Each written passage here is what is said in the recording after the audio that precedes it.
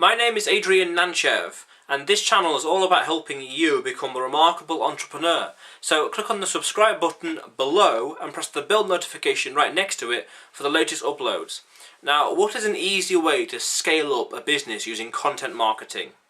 There's an interesting business KPI, key performance measure, key performance indicator called the Customer Acquisition Cost, CAC. When you get that down to zero, then you're essentially getting sales for free.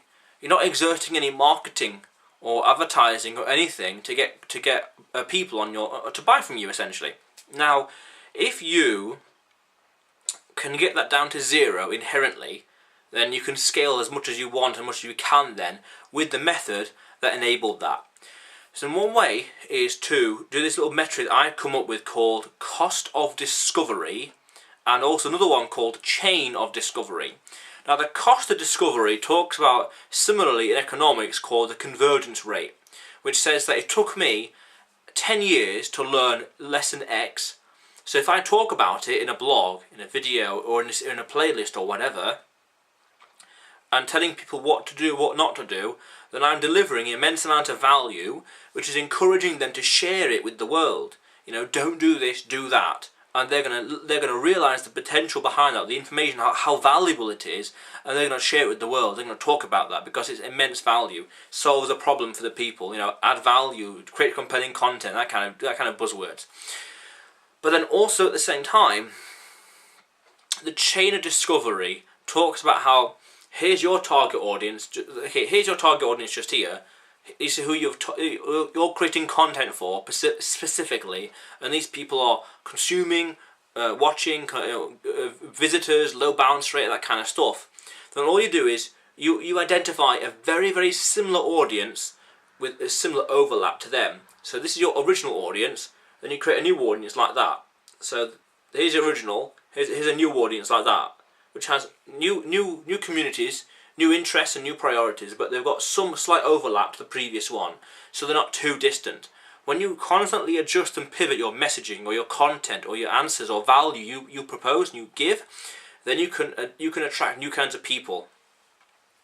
And if you've still got things like call to actions and good copy and a product page and things like that and something to sell, then these new audiences, this new community that you've related your original marketing message to and your product or service to, then they're going to discover it and they're going to come to you as well. The more communities that you can find that are relatable to, like a series of overlapping interests, then you've still got like a thread of commonality between them all. The only caveat is you don't want to go too far out, because you will disenfranchise your original audience and original target audience. They will start to realise that you no longer create content that they resonate with. For example, if I'm doing content that talks about entrepreneurship, but then I can pivot slightly and talk about entrepreneurship in the context of photographers. Then I can pivot again, say entrepreneurship in the context of jewellery making. Then I can pivot again and say entrepreneurship and jewellery making in brand building, because it's marketing, it's to do with the original audience still. I can just pivot ever so slightly, and every time I pivot, that is a prime excuse and a prime opportunity to create more content, have more conversation with the audiences, and help more people. So the more people you help, the more people that are going to find your content, and if there's a call to action, you know, to buy your product, hire you for the next hour, or buy your service, and it's compelling enough and you've given them enough reasons to, then they'll take it. Because it's worth remembering, people like to buy but don't like to be sold to.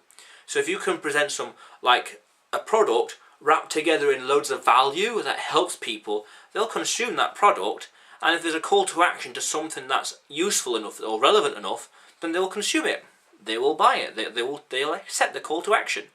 So the more knowledge you share, it reduces the cost of discovery, thereby adding immense value for the audience, but also at the same time, by pivoting your message and who you're aiming at, who you're aiming your content for, you're going to attract more people that are relevant still and similar still to your original target audience.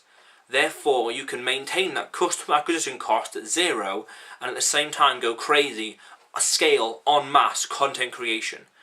And especially when you consider this whole principle I like of do the work once, get paid forever. I'll record this video once, I'll upload it once, I'll share it once, but because it's evergreen, the right keywords and tags and metadata and titles and descriptions, people will find it and discover it and consume it forever and forever and forever. And that's very powerful, I think. And I've come to realise that, and I'm leveraging it all the time. So the question of the day to you is, how are you scaling your business? How are you scaling it? How are you going about scaling your business? Comment below. I'm very, very, very curious. Very curious. In the meantime, however, remember that this channel is all about helping you become a remarkable entrepreneur. So click on the subscribe button below and press the bell notification right next to it for the latest uploads. How cool is that?